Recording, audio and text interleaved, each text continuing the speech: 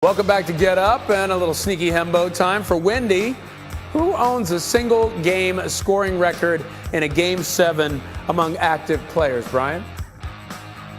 Well, Hembo is sneaky, but he's not sneaking LeBron James stuff past me. One of the great LeBron James games of his career that doesn't get mentioned. 2013 NBA Finals Game 7, 37 points at home against the San Antonio Spurs.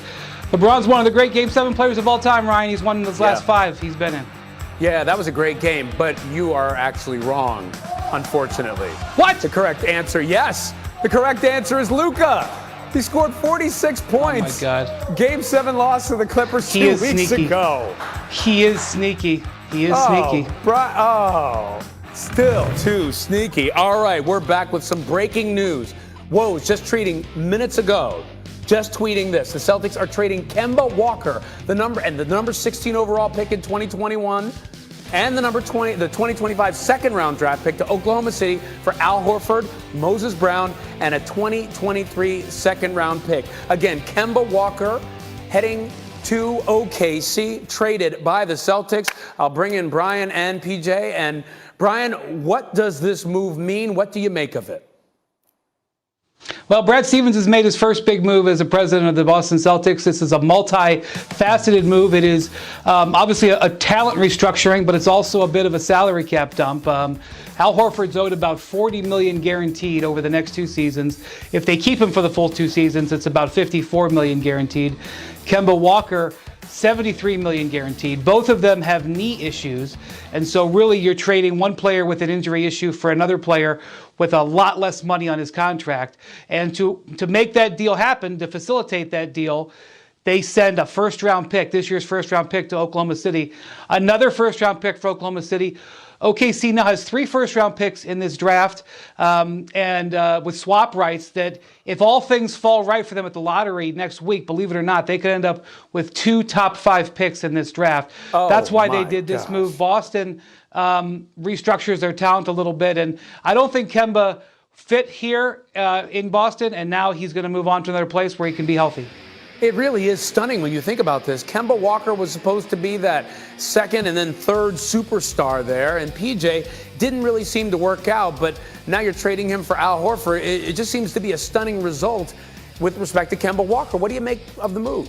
Well, I'm not sure. It's a question of who's going to end up on the court. You're talking injury in both cases. You got Al Horford didn't play a big chunk of this year. When he was in Boston, he played very well. It didn't work out in Philly. It didn't work out in OKC. Really didn't get an opportunity. Kemba's health was the issue. When Kemba was healthy, he played well in Boston. But again, it's hard to, invest that much money when you don't know what you're going to get in return. I would have to beg off because I'm wondering when it's all said and done, who's going to be in uniform for either of these teams, or is this more about money and picks? Hembo's asking Wendy questions. What's the NBA record for picks? Because I'm sure OKC has broken that a long time ago. Or at least they're getting close, They have right? 18 first-round picks. They now have 18 first-round picks in the next 7 drafts. But I'm going to tell you something. Sam Presti spins, gold out of you-know-what. It wouldn't surprise me if he looks for a place to move Kemba Walker on. I don't know if he could get another first for him, but this is what they've done with Chris Paul. This is what they've done with Horford. This is what they've done with Carmelo Anthony. This is the business that the Thunder are in, and they're very good at it. They clearly are, especially in terms of acquiring those picks. Could you imagine 2 top 5 picks and a loaded draft at? I'm aggressive when I can get downhill, when I can get my teammates involved, and when I play to my strength. That's when I enjoy the game the most, and that's what I try to do. He absolutely did it, too. Giannis had a vintage performance last night, really focusing on getting to the rim. Of his 20 shot attempts last night, 15 of them came within the paint, making 11. He only took 5 attempts outside the paint, no 3-point shots. In the previous 3 games, he shot just 4 of 18 from deep. So let's welcome in Kendrick Perkins and Marcus Spears here to talk basketball. This is the moment I've been waiting for. Bro, yes, sir. Yes. All right, Perk, I'll start with you. I'll let Perk go first, and then I'll let Marcus jump in. All right, so Perk, what was the difference in Giannis's game last night? He finally started attacking the paint. Look, I don't want to see Giannis sitting out there floating around the perimeter shooting jump shots, okay? Because you know what ended up happening, Ryan, when he makes a jump shot?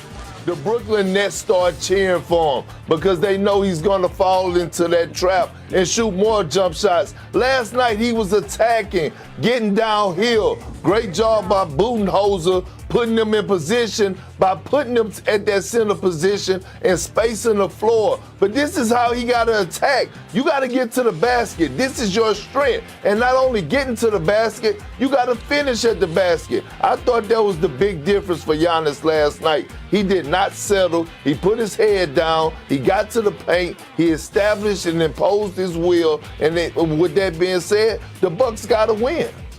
I thought you were going to say he's like a young Marcus Spears inside, but okay. Swagoo, we'll bring you in. Hey, Ryan, listen. Hey, Ryan, look. I used to, me and Marcus Spears, we played under the same AAU organization, and I was a year under him. He played with the 17U. I was with the 14U, and I'm telling you, Big Spears was a different type of breed, okay? But carry on. I love it. All right, so Marcus, look at him. He's not disagreeing, by the way. He's like, yeah, that's true. Now, who faces more pressure for Game 7, KD or Giannis? It's Giannis. It's Giannis, and it has a lot to do with what Perk just said. And Perk, I'm going to shed light on our conversation last night. I called Big Perk last night, and I said, bro, why in the hell is Giannis not defending KD? And I was asking that question because I look at KD with his line in Game 5, and I said to myself, if you're supposed to be the star, if you're supposed to be the defensive player of the year, and everybody talks about how well you're a defender, you cannot let KD beat you and the Bucks and go to the Eastern Conference Finals. Here's the deal, though. When Giannis steps in the gym for Game 7, it'll be all about can he get over the hump. Remember, this is a max player now. This is a guy that's supposed to be able to lead you to a championship. And let's not act like the missing of Kyrie Irving is not a big deal. If you don't think the Brooklyn Nets needed a third scorer last night against the Bucks, you are out of your mind. And then you look at what Big Perk just said about Giannis. Giannis getting to the hole, created opportunities for Chris Middleton to go off for 38. If Giannis doesn't play like a superstar, if Giannis doesn't take the challenge if KD is going off in Game 7, I'm going to call Big Perk and we're going to talk about Giannis in person because there's going to be some choice words we can't say on TV.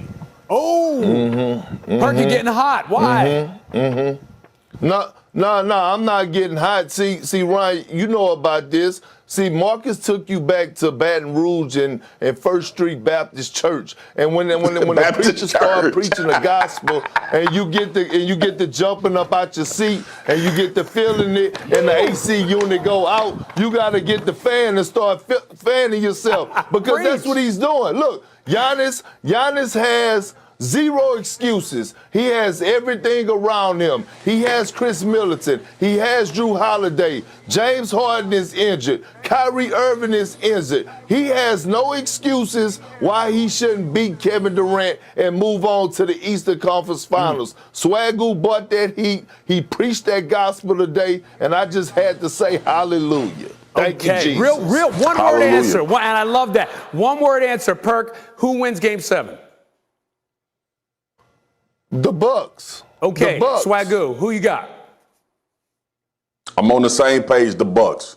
All right. If Greeny was here, he would say, preach, brother. Like he says to me all the time.